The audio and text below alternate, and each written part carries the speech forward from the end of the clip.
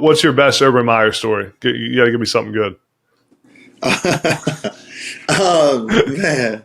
I'm sure you got a lot of them. Listen, I got some great Urban Meyer stories, but I'm gonna have to go with some of the few that, when he first arrived on campus. Me and him got there pretty much the same day. 2012, that winter of 2012, he was just announced as the guy. I came in from out of military school. I went into the winter semester. Well, winter quarter. We were still on quarters at the time. Make me feel old. But, I had all this. I'm watching this guy on Fox, right? I think he was calling games with Fox or Big Ten Network, one or the other.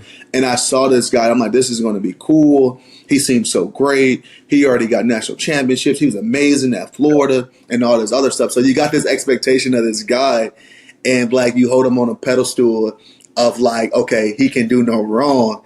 And, I never had an opportunity to really meet him, and he didn't recruit me. Urban didn't recruit me. The way everything transpired, I never knew none of my coaches when I got on campus. I met Coach Herman once. Yeah. So I have these high praises for this guy on top of losing everybody who recruited me for the last 2.5 years with Coach Trustle's staff. And he just came in that team meeting room, and he let us have it. Whether you're a current athlete, a former athlete, or just an everyday person trying to stay in shape, you need to try the B37S percussion gun from Ekron Athletics. Go to ekronathletics.com today and start recovering faster and moving easier. That's Ekron Athletics, and use promo code NEXTUP for 25% off your purchase. That's EKRIN athletics.com with promo code NEXTUP for 25% off your purchase. And I felt like this big in the back of the room, like, oh my God, who is this guy? And it really wasn't nothing he was saying. I think just my expectations of him and then what you see on TV was completely different from his coaching style, which it makes sense now. But the stories goes on with him, but he came in with his piss was on fire. He was ready to turn that program around. I think the team finished 6-7 previous year in 2011.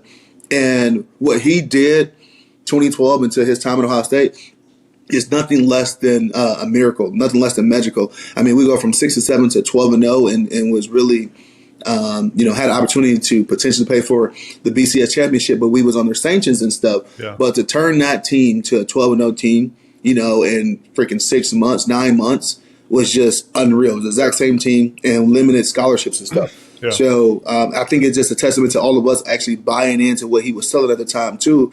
And this was a guy that his formula was already proven that it works. It wasn't like he was throwing something against the wall and hoping it sticks. Yeah.